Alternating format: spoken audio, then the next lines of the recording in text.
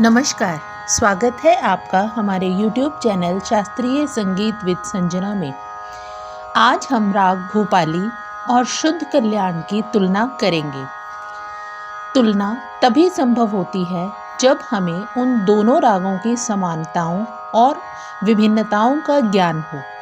तो आइए पहले इन दोनों रागों की समानताएं जानें। भूपाली और शुद्ध कल्याण राग कल्याण थाट के राग हैं।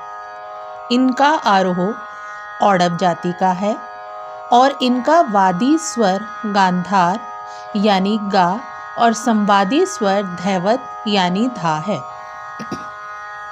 दोनों ही रागों के आरोह में मानी स्वर वर्जित हैं। इनका गायन समय रात्रि का प्रथम प्रहर है। यह प्राचीन राग हैं। इनमें गांधार पर न्यास होता है यानी गा स्वर पर अधिक ठहरा जाता है। चलन तीनों सप्तकों में होता है। ये पूर्वांगवादी राग होने के साथ प्रसिद्ध और लोकप्रिय राग हैं। गापा पागा संगति दोनों में दिखाई देती है। कुछ स्वर समूह दोनों में समान रूप से विद्यमान है, जैसे गापा धापा, धासा धापा, सारे गा, रेगा, गापा सा। आइए अब इन दोनों रागों की विभिन्नताएं जानें। भूपाली, यह राग औडव जाति का है, अतः यह 5 स्वरों का राग है। शुद्ध कल्याण राग की जाति औडव संपूर्ण है।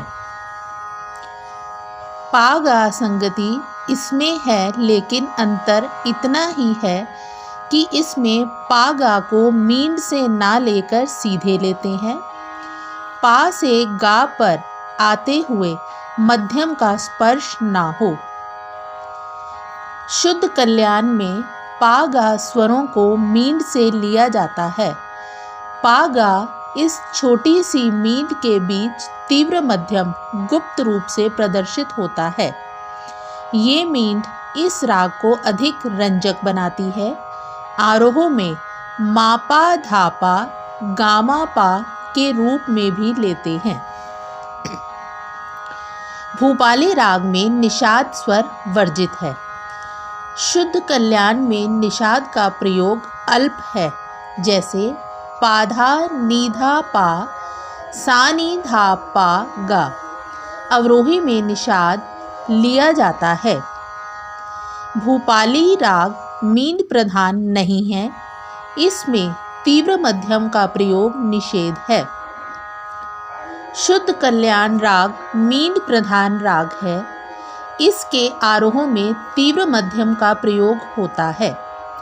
तीव्र मध्यम अधिकांश मींड के रूप में आता है, लेकिन तान के रूप में स्पष्ट सा नी धा पा मा गा रे सा स्वर भी लिए जाते हैं। भूपाली राग में धैवत का प्रयोग शुद्ध कल्याण की अपेक्षा अधिक होता है, जैसे गा पा धा पा गा रे सा, पाधा सा धा सा धा पा गा पा गा रे सा।